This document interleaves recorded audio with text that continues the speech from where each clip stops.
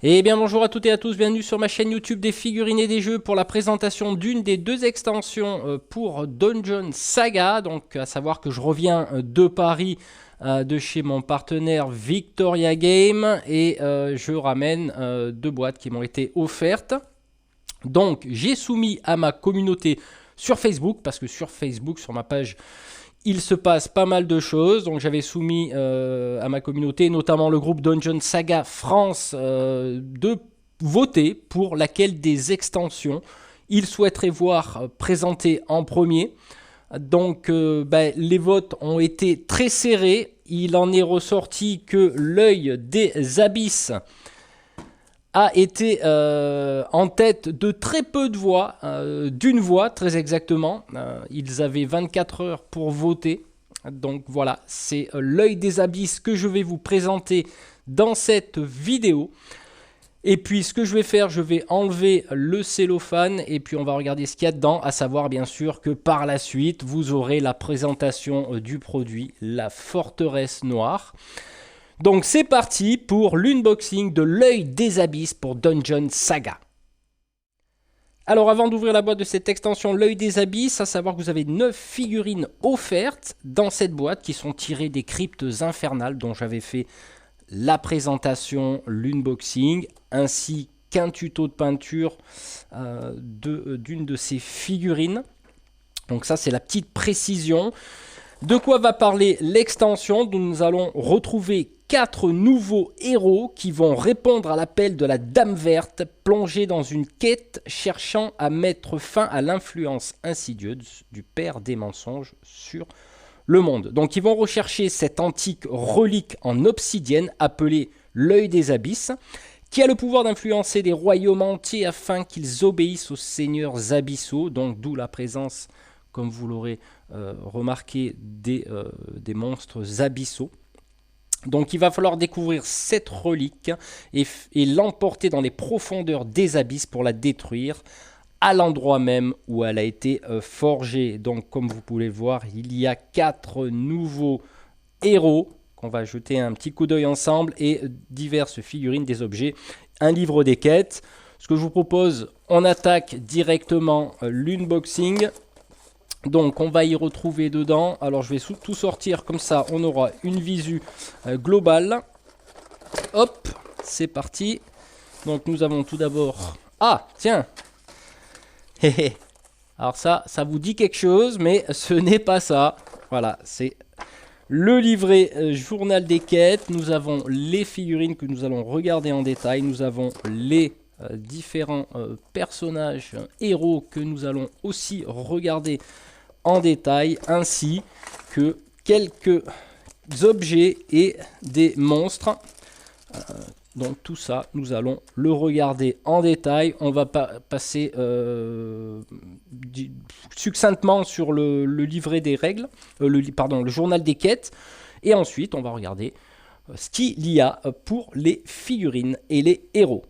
Alors, qu'est-ce qu'on va avoir dans ce journal des quêtes de l'œil des abysses? Dans un premier temps, nous allons avoir le background, ainsi que les différentes légendes et plans qui vont avec, vous l'aurez compris, les aventures. On commence avec l'aventure numéro 1, les vestiges du musée de Gilberto. Alors, vous verrez qu'il y a 6 nouvelles aventures, mais il y en a bien plus que ça. Car là, si on regarde, on va aller sur les aventures de l'œil des abysses. Voilà, j'en suis à la 5e aventure. Là, j'en suis à la 6e, les flammes du 4e cercle. Et ensuite, nous allons avoir aussi différentes autres aventures. Donc, vous voyez, il y en a bien plus que ce qui est annoncé sur la boîte de l'extension. Donc, nous avons 4, nous avons 5... Nous avons différentes autres règles spéciales et autres plans d'aventure. Vous voyez, donc c'est un livre des quêtes qui est vraiment très fourni, avec d'autres plans, le guide du donjon, un errata du livret des règles, une une FAQ, différentes autres précisions. Donc vous voyez, c'est relativement très fourni. Ce que je vous propose de faire maintenant, c'est de jeter un petit coup d'œil aux 5 cartes objets qui sont livrées avec cette quête. Donc nous avons une flasque des âmes affaiblies. Donc c'est un usage unique, c'est un objet. Il y a les explicatifs, je vous les passe. Hein, vous les lirez si vous achetez l'extension. On a les larmes de Neretica. Donc c'est un objet à usage unique aussi. Qui ne subit aucune pénalité des attaques utilisant le feu jusqu'à la fin de son tour. Donc il le boit, attaque. Il n'a pas de pénalité au feu. Nous avons une tête de succube. Donc le héros gagne la capacité regard hypnotique. Donc ça, il faudra se référer. Hein, c'est un mot-clé au niveau des livres des règles. Nous avons un fouet d'un millier d'agonie. Donc c'est un objet unique également. Durant une action de combat, le héros peut effectuer des attaques de combat sur une figurine ennemie qui se trouve à une portée allant jusqu'à 2 cases. Donc oui, c'est un objet intéressant aussi. Objet unique, c'est une fléchette de la grenouille de l'arbre jaune. Donc une figurine qui subit une blessure d'une attaque venant de cette arme à distance ne peut se déplacer que de la moitié de sa valeur de mouvement. Donc vous voyez, hop, ça c'est une fléchette qui va ralentir le mouvement. Ouais, on peut considérer qu'il y a des poisons dedans. Ce que je vous propose de faire, c'est qu'on va jeter un petit coup d'œil maintenant au niveau des nouveaux personnages, mais on va les regarder plutôt de près et si possible à l'endroit. Allez, je vous présente la fiche du premier héros qui est une femelle, c'est Artacle qui est une veilleuse Getoka. Vous remarquerez que je vous mets la figurine ici, très agréablement sculptée en résine. Nous avons sur cette fiche 9 en mouvement, des dés de combat de 2, des dés de tir de 3, de portée longue, une armure de 2, des capacités très intéressantes d'agilité. Qui permet sur un résultat de 6 de ne pas être blessée. Si elle subit une ou plusieurs touches, elle peut se désengager.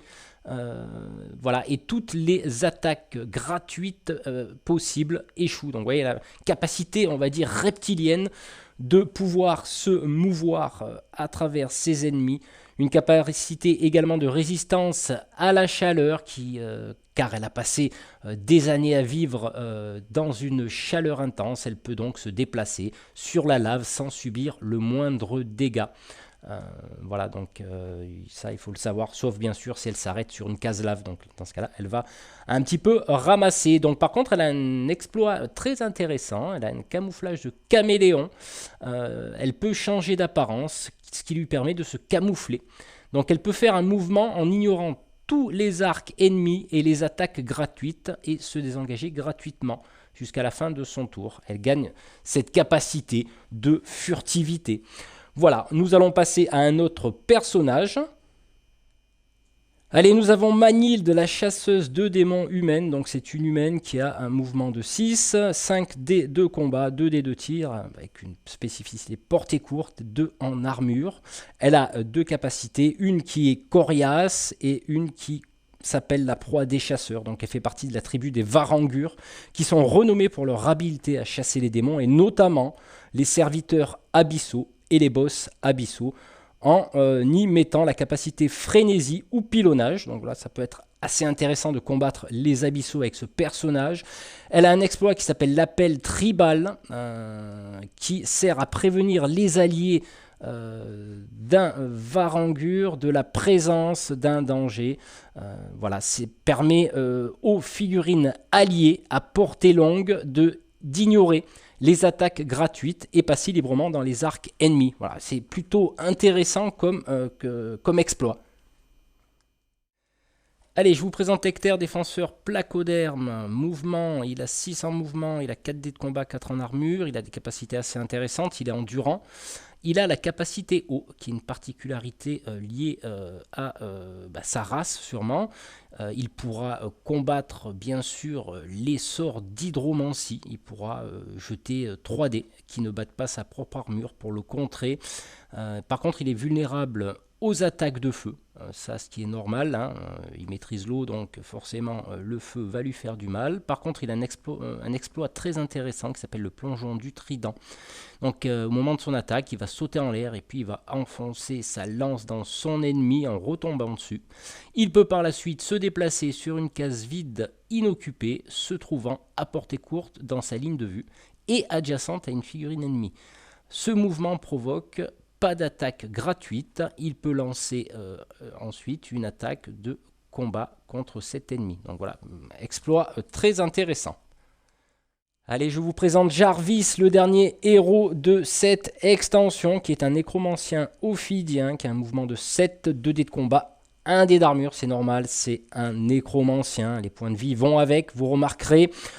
Il a par contre des capacités intéressantes, notamment la régénération qui lui permet de réduire le nombre de blessures. Il a une capacité de lanceur de sorts, de nécromancie et de magie commune plus précisément. Il a un exploit échange d'âme, donc là il pourra jusqu'à la fin de son tour prochain échanger les valeurs de mouvement, de combat et d'armure de 2 figurines à portée longue. Alors ça peut être intéressant. Échange, en fait, cet échange d'âme, l'exploit ne peut être utilisé que sur une figurine de héros ou de serviteur. Voilà pour Jarvis, on va passer au boss maintenant. Allez, je vous présente le boss de l'extension, Motibusu. Alors désolé, je prononce mal, je parle pas trop la langue abyssale, donc qui est une succube tentatrice abyssale. Donc voilà, vous voyez, ça donne le ton, 8 en mouvement, 4 dés de combat, 4 en armure. Là, on comprend qu'on n'a pas affaire à un petit gobelin. Elle a une capacité torsionnaire. Alors, je ne vais pas vous lire toutes les capacités, hein, parce que là, il y en a 5 quand même. Enfin, il y a 4 capacités, un exploit. Mais je m'attarderai peut-être sur l'exploit. Donc, elle a une capacité de torsionnaire. Donc, on comprend bien que là, ça rigole pas. Elle est agile. Elle a un regard hypnotique. Ça ne m'étonne pas non plus, on cerne à peu près le personnage, notamment avec la capacité feu des abysses. Par contre, elle a un exploit qui s'appelle séduction. Tiens donc, ça ne m'étonne pas vu la tenue de Motibusu. Voilà, c'est très tentateur. Donc, elle peut séduire ses ennemis en prenant de nombreuses formes captivantes. Voilà, je vous laisse vaquer à votre imagination concernant cet exploit. Elle peut faire un mouvement en ignorant tous les arcs ennemis et les attaques gratuites. Au début du tour de chaque héros, il lance un dé et il ne peut attaquer ou lancer des sorts jusqu'à ce qu'il obtienne un 6 ou qu'elle l'attaque en premier. Donc vous voyez déjà, on cerne tout à fait le personnage qui sort vraiment des abysses, tout enflammé et qui va charmer nos chers aventuriers afin de les plier en deux. Voilà pour Motibusu.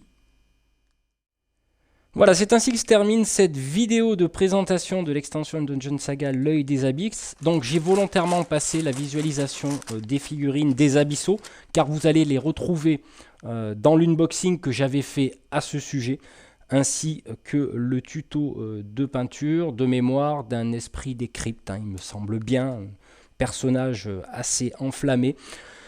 Donc belle extension, beau background, donc avec un boss relativement charmeur, des nouveaux héros, des jolies figurines en résine agréablement sculptées.